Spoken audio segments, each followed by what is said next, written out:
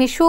বাংলাদেশ প্রতিনিধি দল এই সম্মেলনে কি বলছেন মূলত সেটি একটু জানাবেন, এবং প্রাকৃতিক দুর্যোগ মোকাবেলা, বিশেষ করে আগাম বন্যা, আন্তর্জাতিক নদীর পানি বন্টনের মতো ইস্যুগুলো উঠছে কিনা? লোপা, উদ্বোধনী অনুষ্ঠানে বাংলাদেশের অন্তর্বর্তী সরকারের উপদেষ্টা যিনি এসেছেন পার্বত্য চট্টগ্রাম বিষয়ক সুপ্রদীপ চাকমা, তিনি স্পষ্ট করে অনেকগুলো লক্ষণের কথা বলছেন এবং তিনি বলছেন ধরেন বাংলাদেশে এখন যেভাবে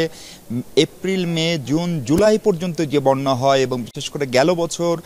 সিলেট অঞ্চলে, এমনকি বৃহত্তর কুমিল্লা অঞ্চলে, নোয়াখালীতে, ফেনীতে যে বন্যা হয়, অথবা এখন আমাদের চাঁপাইনবাবগঞ্জ সহ উত্তরের জেলাগুলোতে যে ধরনের ছোট ছোট বন্যা হচ্ছে, এগুলো হচ্ছে জলবায়ু পরিবর্তনের স্পষ্ট এবং দৃশ্যমান প্রভাব। এবং এই ঘটনাগুলো আসলে বাংলাদেশের একার পক্ষে মোকাবেলা করা সম্ভব নয় এবং এগুলোর যে ব্যয় এবং এগুলো মোকাবেলার জন্য যে খরচ, এগুলোর জন্য মানুষের যে ভোগান্তি,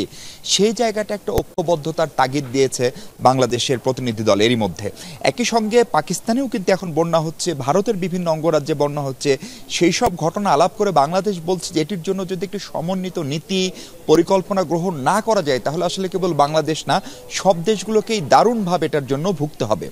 এর বাইরে পেশাজীবীদের একটু আগে আরেকটি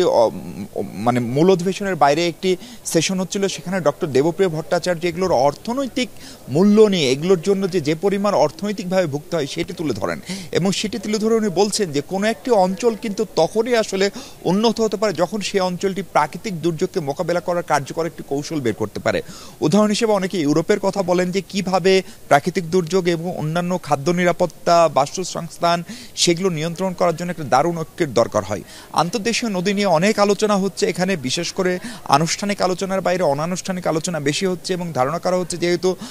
বাংলাদেশের যে